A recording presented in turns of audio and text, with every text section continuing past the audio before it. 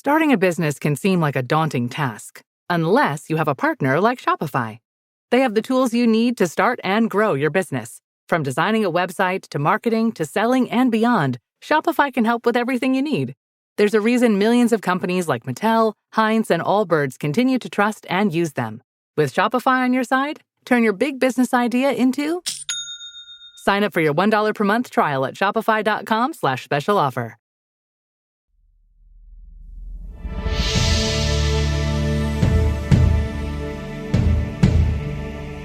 This is the History of the World podcast with me, Chris Hasler. And you're listening to Volume 3, The Classical World. Episode 35, The Battle of Zela.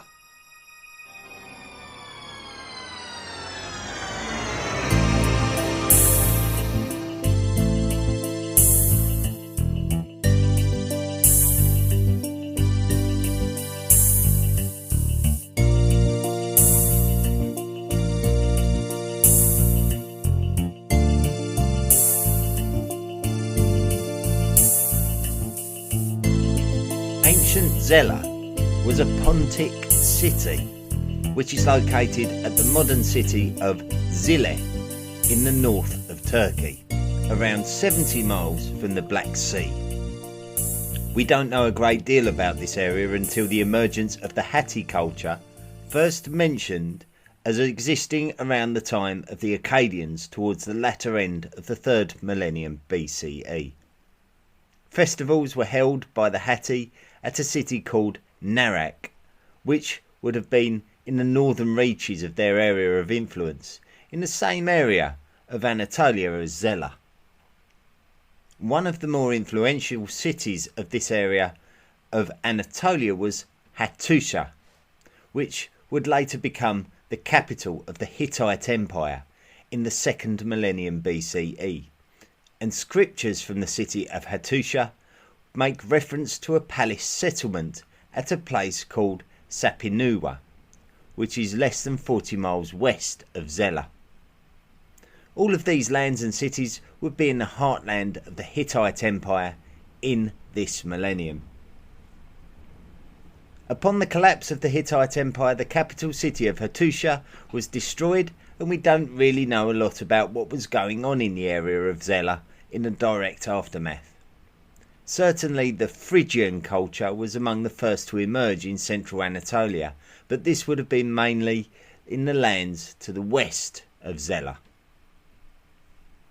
After the late Bronze Age collapse, the political status of these lands was very humble and comparatively negligible in the grand scheme of international politics, and it would be this way for many centuries. The next major power to grow in Anatolia was the kingdom of Lydia. It was possibly King Giges of Lydia who advanced eastwards from the Lydian heartlands, pushing the Cimmerian barbarians away from the lands around Zela. When King Cyaxares of the Medes expanded his influence from the east following the fall of the Assyrian Empire, an agreement between the Medes and the Lydians defined the border between the two empires at the Halys River, which is known in the modern world as the Kızılırmak River. So now the area of the city of Zela would have been within Median territory. Back in episode 1 we learned of how the Achaemenid Persians under King Cyrus the Great took over the lands of the Medes during the 6th century BCE, and Zela would have become an Achaemenid city. The Achaemenids would build royal roads, which could only help the Anatolian cities of the empire by creating a good commercial link to the fertile lands of Mesopotamia. The Cappadocian state would be split into two, which would put Zela into the new state of Pontus Cappadocia. Zela would be a location for building works such as Persian temples during this period. We know that Zela would have been definitely Persian for the duration of the Achaemenid Empire. The next political shift for the city would have been when Alexander the Great campaigned from his homeland in Macedonia eastwards across the Achaemenid Empire. After Alexander scored a famous first major victory in Asiatic lands at the Battle of the Granicus River in 334 BCE, this effectively allowed Alexander a route towards the lands including the city of Zela as the Achaemenid power slipped away to the east. After the death of Alexander the Great, the former Achaemenid lands were partitioned among Alexander's successors, and Eumenes, the personal secretary of Alexander the Great, gained control of Cappadocia. As impressive as Eumenes was, as we discovered in episode 21, he backed the wrong horse when he allied himself with the ill-fated Mesopotamian satrap Perdiccas. Eumenes was removed from his position, and Seleucus Nicator would be the overlord of Cappadocia, which would come under the influence of the Seleucid Empire.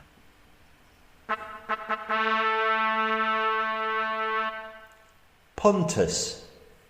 The Persian ruler of the city of Chios in the Bithynian kingdom would take control of the northern region of Cappadocia and declare it as an independent kingdom of Pontus, and he would rule as Mithridates I. And this was in the year 281 BCE, so towards the end of the age of the Diadochi. Mithridates had stood up to Seleucus Nicator in order to win the independence of Pontus. It is difficult to accurately track the politics of the city of Zela at this point, as it was on the borderlands of the kingdom of Pontus and the Seleucid semi-autonomous kingdom of Cappadocia, so it would have had multiple influences. Pontus itself remained an independent kingdom during the era of the Seleucid Empire, and of course this was the period of the expansion of the Roman Republic. Towards the end of the 3rd century BCE, the Cappadocians were able to free themselves from the overlordship of the Seleucid Empire. Cappadocia would expand its own area of influence, but not at the expense of the Pontic kingdom. We are aware that around this time the kingdom of Pontus made a marriage alliance with the Seleucid Empire in the usual Game of Thrones whenever you find a number of kingdoms in close proximity with one another, when loyalties and alliances readily shift as each kingdom prioritises its own interests. We then have to look to the 2nd century BCE to see how Pontus attempted to expand its influence along the Black Sea coastal lands, heading towards Bithynia and the Bosporus. The Black Sea cities were a great opportunity for trade and wealth, and therefore they were very important to the Bithynians and the Pergameans as well. So there had to be a degree of diplomatic aptitude employed by the states concerned.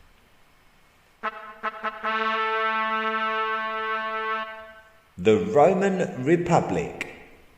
So if we consider the journey from Rome to Pontus, we know that the Romans are based on the Italian peninsula, the land of their origin and the city of Rome. Heading eastwards, we cross the Adriatic Sea to the Balkan Peninsula. The Balkan Peninsula was dominated by the Macedonians during the time of the Roman expansion. As we continue east, we enter the lands of Thrace. Then we come to the body of water called the Propontis, which is flanked by the strait of water called the Hellespont to the west and the Bosporus Strait in the east. The Propontis is called the Sea of Marmara in the modern world. The other side of the Propontis, and you enter Asiatic lands, having left European lands. This is what was called Asia Minor, the landmass called Anatolia. This is where we find the kingdom of Pergamon. And as we travel along the Black Sea coast, we go through the kingdom of Bithynia and then eventually to the kingdom of Pontus. Before the Roman Republic started expanding, they had to consolidate their dominance of the Italian peninsula. Initially, they achieved dominance of the Latins of their local proximity, then they would achieve the influence of Etruscan societies to their north and Italic societies such as the Samnites to their south. After the Epirates invaded from across the Adriatic, the Roman response was to subjugate Magna Graecia, the extreme south of the Italian peninsula, and the area which was colonised by the classical Greek cities of the early 1st millennium BCE.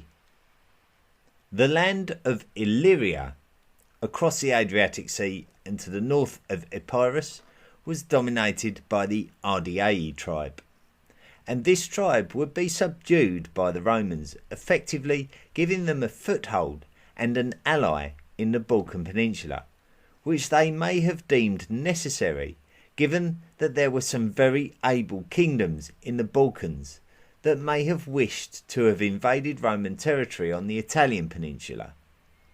Having influence over Illyria would have allowed the Romans to keep an eye on this political situation. Tensions increased and erupted into the Macedonian Wars.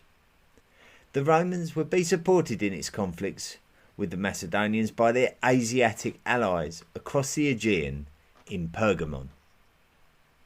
Ultimately, the Romans would defeat the Macedonians, initially taking control of Macedonia and Epirus, and then eventually these lands would be completely annexed and the entire Balkan Peninsula would become a province of the Roman Republic. Shortly after this period, the loyal ally of the Romans, the Kingdom of Pergamon, actually devoted itself to the Roman Republic when King Attalus III of Pergamon left his kingdom to Rome in his will. Not all the Pergamians were happy about this, but it happened nonetheless. Now the Romans had control of all of the lands of the Aegean Sea and for the first time had Asian provinces. Now the only major lands between the Romans and the Pontics were the Black Sea coastal lands of Bithynia and the landlocked kingdom of Cappadocia in central Anatolia.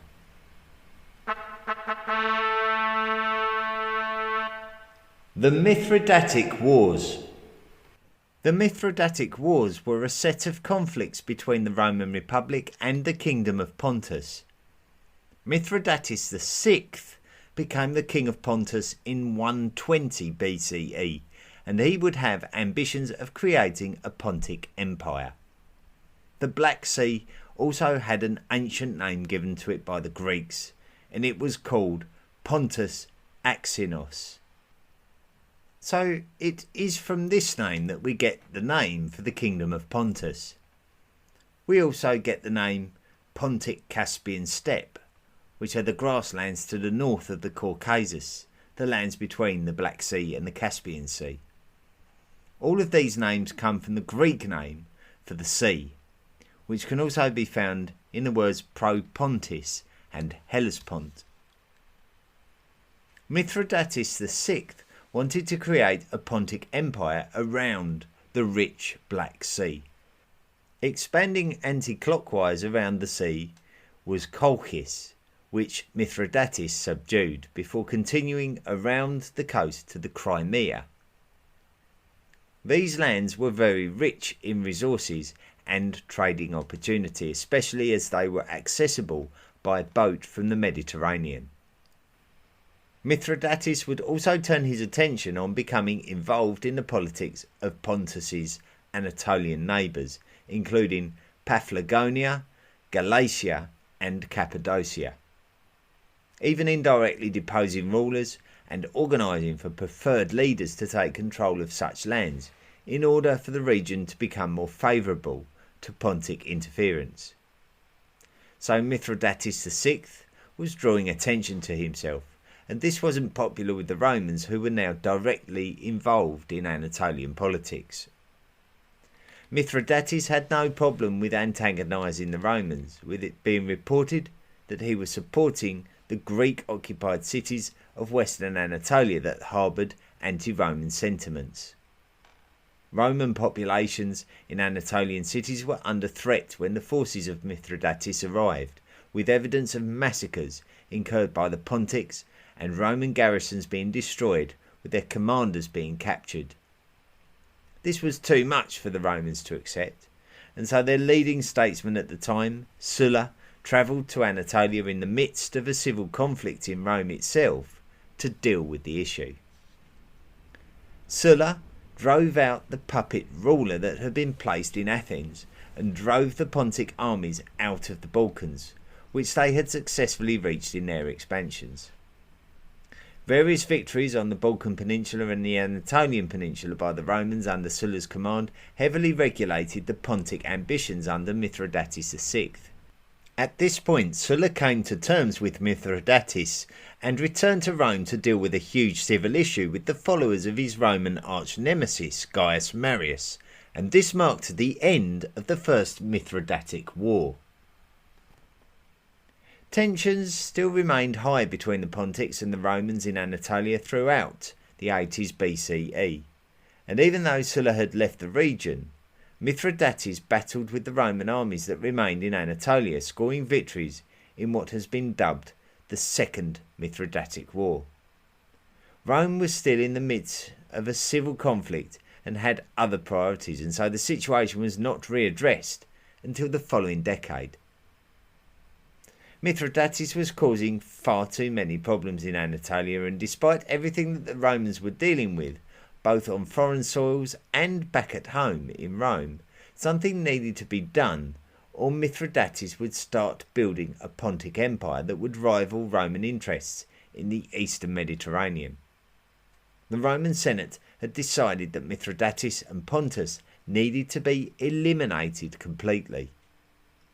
They sent the optimate politician, Lucius Licinius Lucullus, to Anatolia to lead an army against Mithridates. The Bithynians and the Galatians would support the Romans as they were sick of Pontic ambitions and terrorism in their lands. Mithridates VI's most trusted ally was King Tigranes II of Armenia, the land directly to the east of Pontus.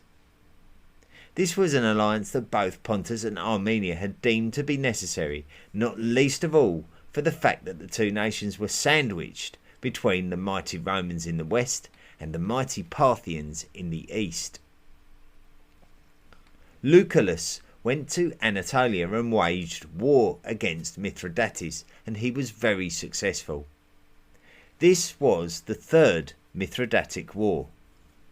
A decisive battle took place just 60 miles from Zela, within Pontus, at a location called Cabira, in 72 BCE, where Lucullus scored a decisive victory over Mithridates in his own heartlands.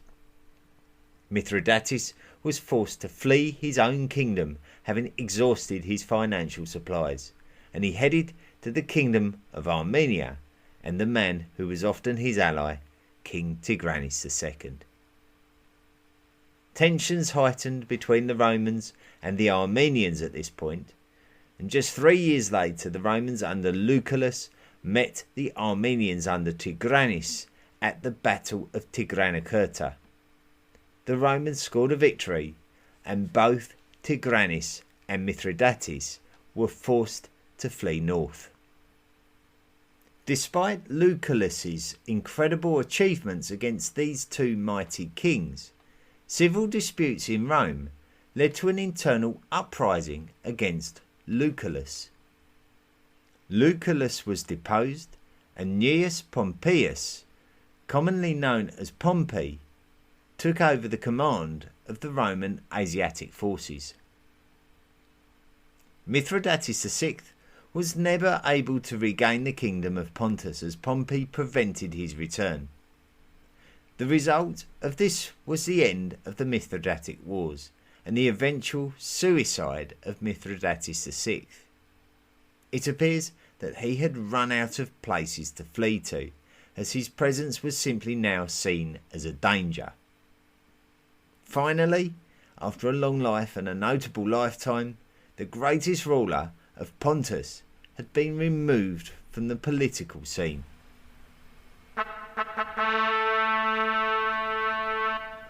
Pharnaces II. Back in 97 BCE, Pharnaces was born to his father, Mithridates VI, and his mother, Laodice, who was also his aunt because Mithridates and Laodice were brother and sister. This kind of relationship was not uncommon in the ancient Egyptian royal family, so it is not the first time we have seen a king have a sister wife. Mithridates would raise Pharnaces in the hope that he would be the one to succeed him as the ruler of the kingdom of Pontus. However, this was obviously dealt a severe blow when Mithridates VI had to flee his own kingdom, as we have already described. Also, we learned of how those associated with Mithridates VI chose to turn their back on him, probably fearing for their own safety, knowing that the mighty Romans were after his head. Pharnaces would have also realised this, and this is likely to have prompted him to not stand by his father and maybe even attempt to depose him. Ultimately, he was successful as Mithridates' own men turned against him and shifted loyalties to Pharnaces. By this time, the only lands that the Pontics had any control over was that of the Bosporan kingdom. But we should not be confused with the Bosporus Strait near the modern city of Istanbul. The Bosporan kingdom was actually centred around the Myitine swamp, which is the modern Sea of Azov, which separates the Crimean Peninsula from the Ukrainian mainland at the north of the Black Sea. So the Pontics were a long way from Pontus, which was now controlled by the Romans. The Roman commander Pompey allowed Pharnaces to rule the Bosporan kingdom unhindered by the Romans. The situation remained quiet for many years until tensions in Rome had reached unbearable levels and Caesar crossed the Rubicon in 49 BCE, plunging the Roman Republic into a brutal civil war. Pharnaces would use this distraction to start realising his own ambitions. He would return back clockwise around the Black Sea, taking back Colchis, which his father had taken when campaigning from Pontus many years before. Then Pharnaces would use opportunism, diplomacy and force to take control of various Anatolian cities in Armenia, Cappadocia and Galatia, before defeating the Roman general in Pontus, Gnaeus Domitius Calvinus, who had been sent to deal with the problem. This defeat meant that Julius Caesar himself would have to deal with the problem. Pontus had been restored under the rule of Pharnaces II.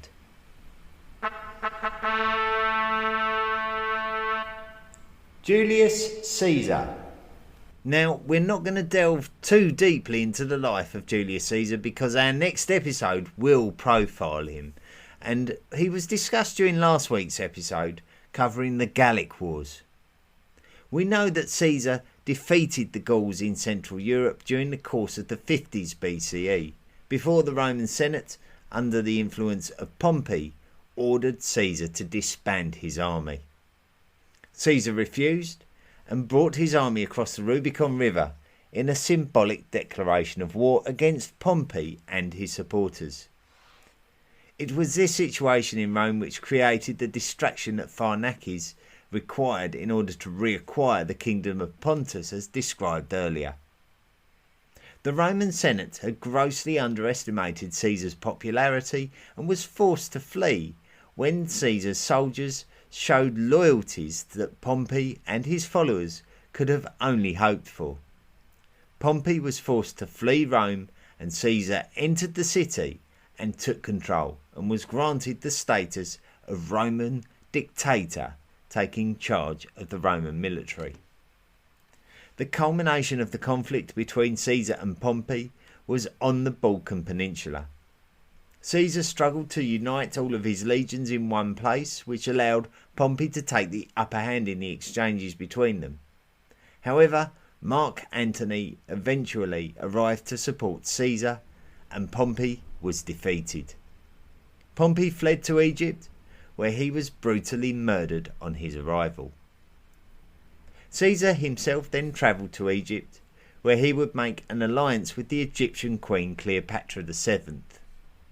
Now that his longtime rival, Pompey, was out of the picture, Caesar would be able to plan his campaign into Asiatic lands to deal with the situation that Domitius Calvinus had failed to deal with in Pontus.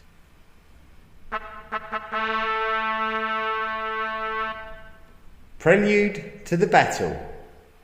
Having Egypt as an ally was always favourable due to Egypt's rich and often unchallenged culture, which capitalised on the fertility of the Nile Valley. Caesar would be able to plan his next moves into the lands of Anatolia and the Middle East, where there were actually a number of issues that needed to be dealt with. Pharnaces had been enslaving and castrating Romans in Anatolia. Another class of people from Rome who had been operating in Anatolia were the equestrian tax farmers, whom we mentioned back in episode 31. And Pharnaces had been murdering those Roman equities operating in his locality. This kind of behaviour angered Caesar, who seemingly saw this as a blatant disrespect for Roman culture. Pharnaces did not seem to be too concerned about how Caesar felt, believing that he could still appease him. Pharnaces would send envoys to meet with Caesar and offer the hand of his daughter in marriage and royal gifts, but Caesar was not interested in such things. Caesar wanted to stamp out this extremely inhospitable new emergence of Pontus, believing that it was Roman territory.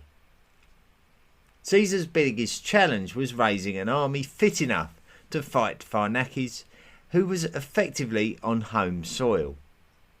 Firstly, he would exploit the Asiatic societies who had offered support to his deceased rival Pompey. One such society was Galatia, led by their king Deiotarus. Deiotarus was allowed to continue as the king as long as he pledged to help the Romans, and so he did. However, it still seems like the Romans were outnumbered going into this battle. The Romans always liked to build fortifications where they could. They feverishly built them at Alesia when besieging the Gauls. So Caesar camped nearby to where Pharnaces' own father, Mithridates VI, defeated the Romans 20 years earlier, and he fortified it. Pharnaces saw this as an opportunity to catch Caesar out due to him being preoccupied with consolidating his physical location.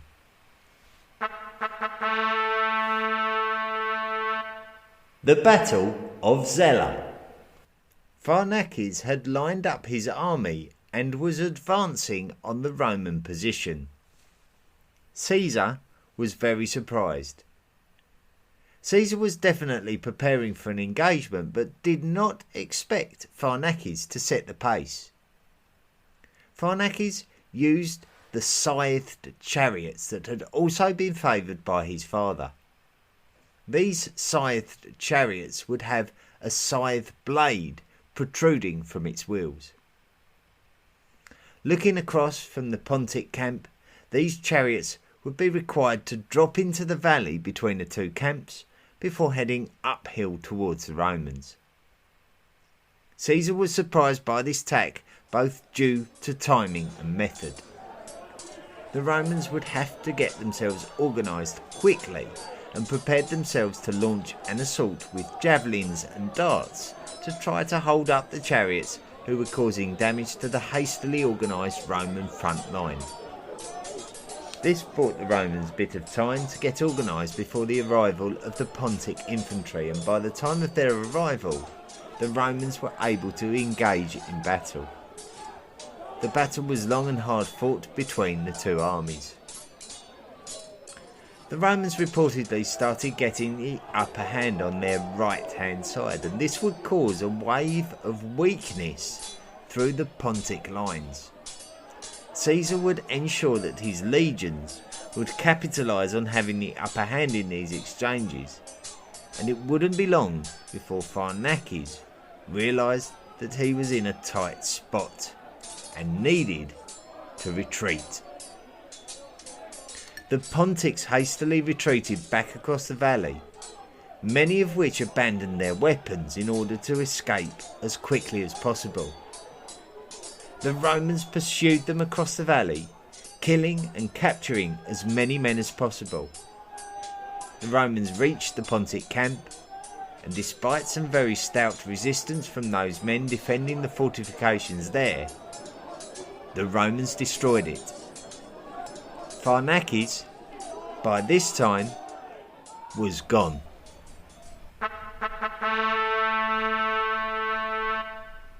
Aftermath. The sources are scant in quantity and scant in detail, as we do also have an account of the Romans actually instigating the battle. But the version that we have described has been based on the literature called the Alexandrine War, a contemporary account written by an unknown author. Pharnaces went back to where he actually came from. Despite being directly descended from Pontic monarchs, his actual base was back in the Bosporan kingdom. Caesar was not really bothered about Pharnaces, as he had achieved what he needed to by taking back the Pontic kingdom and eliminating the Pontic threat. Caesar would leave the region and leave his men to ensure that Pharnaces was gone from Pontus. When Pharnaces arrived back in the Bosporan kingdom, the man who he had left in charge of the kingdom, his son-in-law Asander, had decided to switch his allegiance to the Romans rather than stand by a defeated king. Pharnaces had done to him what he himself had done to his own father. Pharnaces faced a battle with Asander on his return and was killed, and possibly because he had lost valuable military resources in Anatolia, meaning he returned to the Bosporan kingdom weak-handed. Caesar left the region and would ultimately end up going back to Rome. There he would begin planning his next Asiatic campaign, and this time it would be to avenge the Parthian defeat and murder of Crassus, Caesar's triumvirate ally. However, before Caesar could start out on this campaign, he would be ferociously assassinated by a group of political opponents. The scythed chariot was not really favoured in this part of the world ever again. It was difficult to organise these chariots as they were unable to manoeuvre too close to one another for obvious reasons.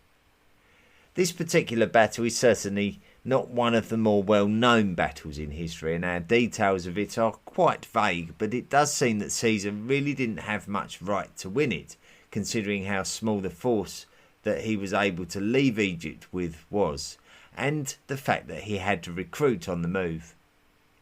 So this could be another fine example as to why Julius Caesar is regarded as one of history's greatest military commanders. Thanks to the Greek historian Plutarch, it is also known as the battle which prompted Caesar to write a letter to the Roman Senate stating Veni, vidi, vici, which means I came, I saw, I conquered.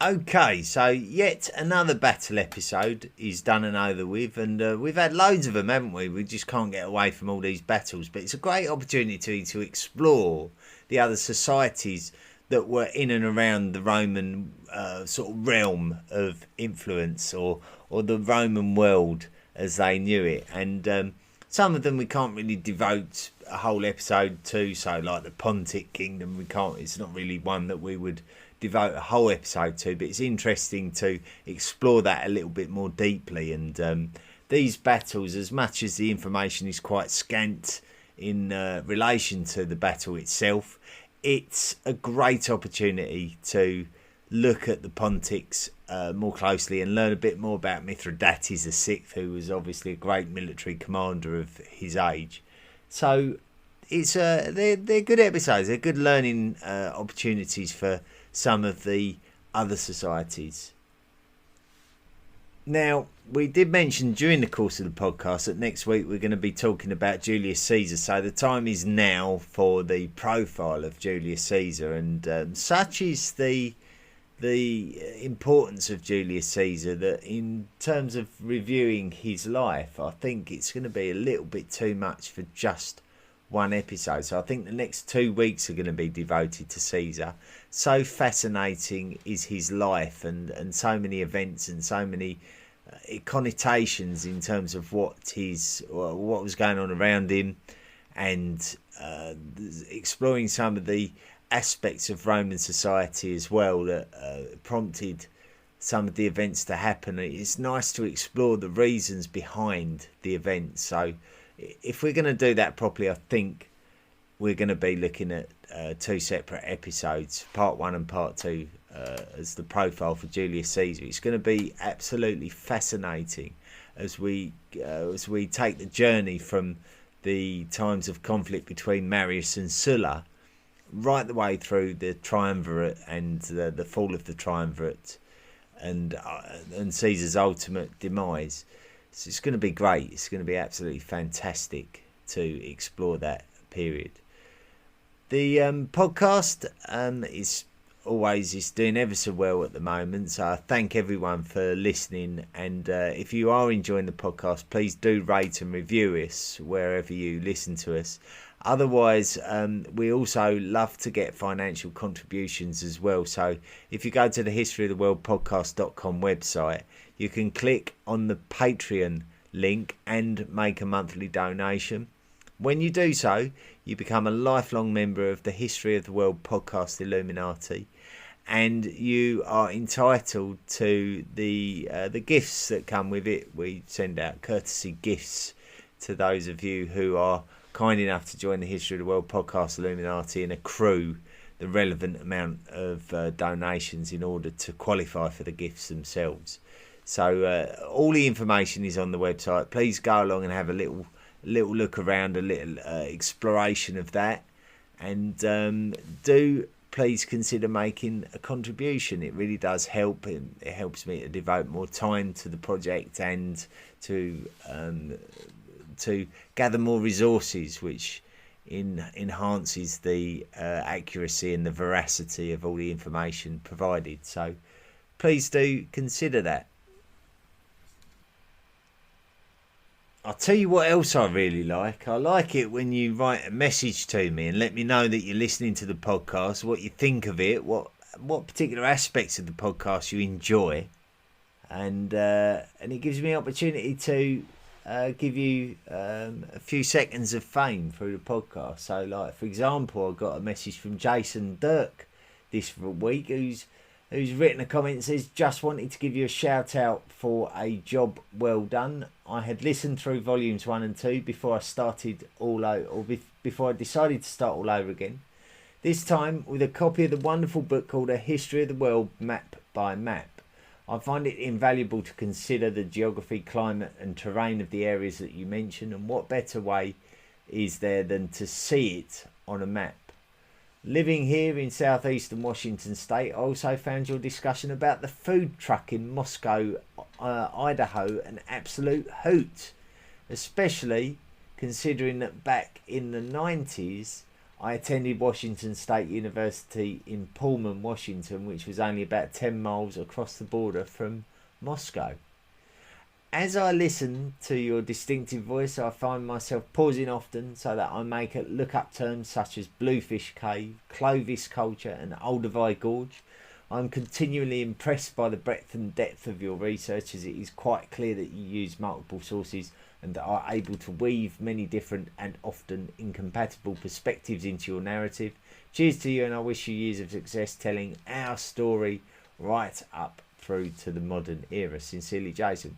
That's a great message, Jason. Thanks very much. Do you know what? It all went quiet on the grub truck front, didn't it? We were trying to work out, if you don't know what I'm talking about, just Google search grub truck Moscow and you will see a little iconic image of a creature that we really couldn't work out what it was when we were trying to look at this was during volume 1. This was right back in the early days of the podcast. It was during volume 1 where we were talking about different human ancestors, and we really couldn't figure out what this animal was. And so now that we've got a wider range of listeners, maybe you can all go and Google grub truck Moscow and write in with your opinion as to what this animal on the grub truck was. I even went to the trouble of trying to contact someone from the grub truck, but got absolutely blanked in a most rude fashion. Absolute blankage.